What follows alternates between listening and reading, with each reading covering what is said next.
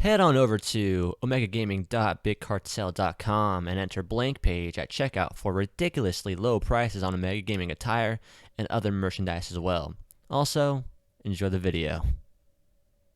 Hey, what's poppin' people? It's your boy Omega BlankPage coming at you with another video, and what you guys are going to be watching today is my Exodia deck profile, so hopefully you guys do enjoy.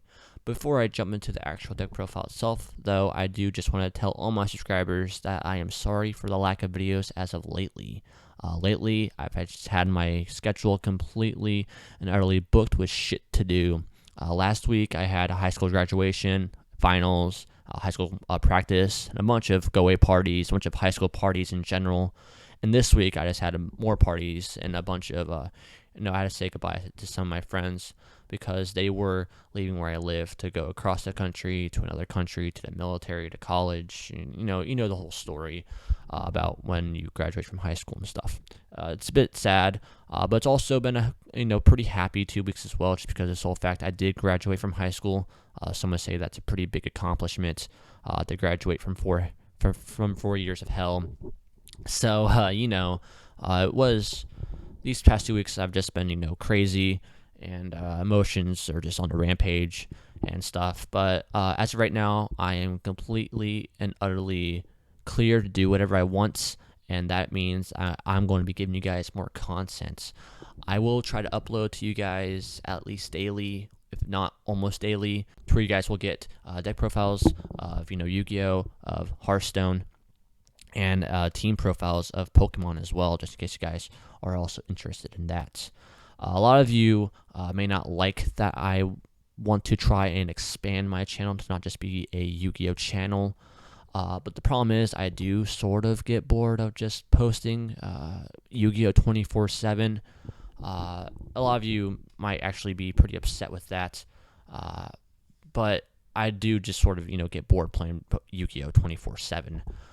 So I do also want to provide other content for you guys, such as Hearthstone. If you guys are interested in Hearthstone, this will also be a channel to where I'll just post Hearthstone deck profiles as well. And I do not play the Pokemon card game.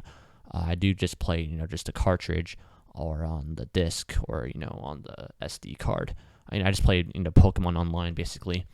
So if you guys are interested in those, just leave me some comments down below about some suggestions of what I should do. If I should keep this as a Yu-Gi-Oh channel, or if I should also post Hearthstone deck profiles and Pokemon team profiles.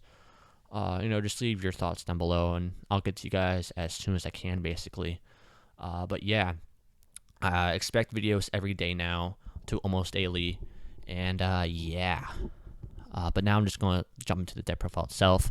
I do not want to waste any more of you guys' time, because I know that some of you might be new to my channel, and some of you might just want this deck profile to be over with, so that you guys can just net decks, so that you guys can have fun with my deck and obliterate people with Exodia.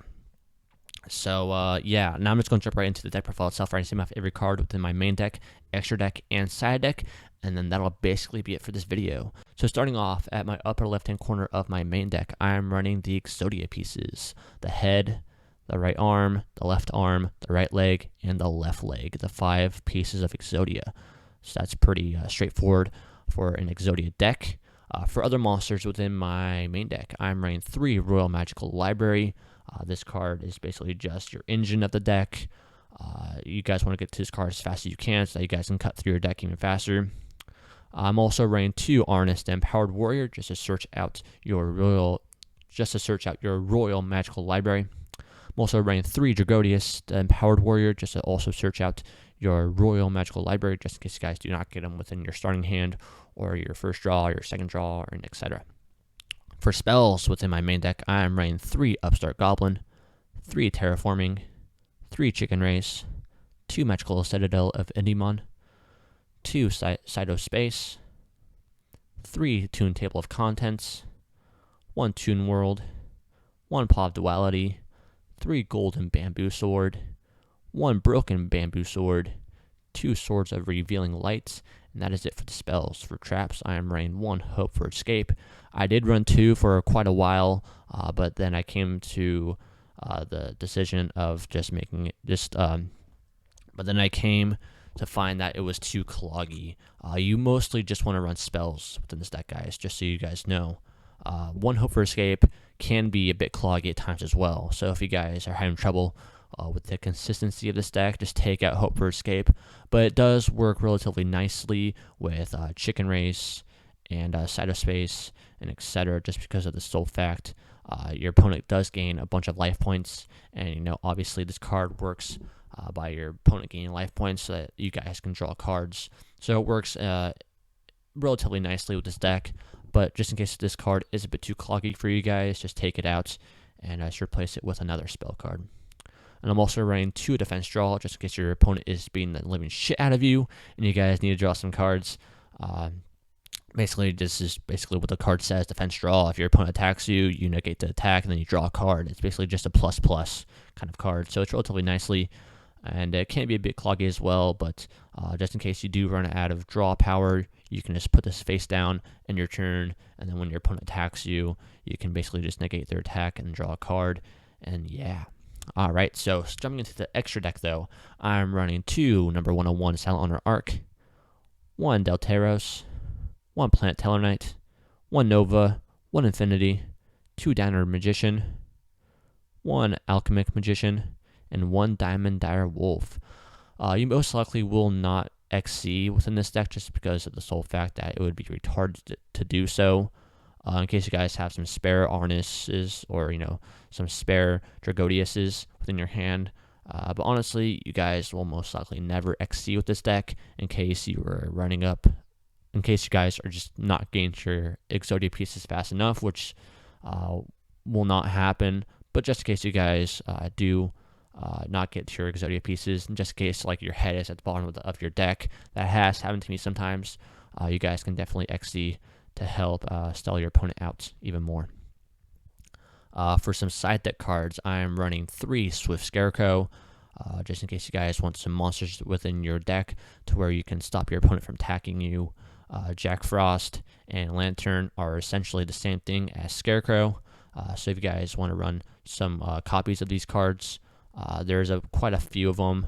I know that there's one called like Pendulum something, and yeah, these cards here are just, they just help the deck just in case you guys do not get to your Exodia pieces fast enough, and if you guys just draw into these, but they are not within the main deck, so that's why they are within the side deck. Like I said earlier, you essentially just want your main deck just filled with spells so that you guys can just keep drawing and drawing and drawing until you get all 5 pieces of Exodia. For trap cards within my main deck, I am running 3 Scrap Iron Scarecrow. This is probably one of the more better trap cards, I would say, within the game. Personally, it's my opinion, just because of the sole factor you can reuse it over and over and over, or until your opponent has a MST or something, obviously. But this card is just really, really nice because of the sole fact that once you use it, you can just flip back down and not send it to the graveyard like most other trap cards. It's just a really, really nice card just because it can save your butts a lot of times, honestly, within a deck, within a duel. So that's why it's here within my side deck, just in case you guys want to run it over like Swords of Revealing Light or something. But it is a trap card, so it does not really work with the deck all that well within drawing wise.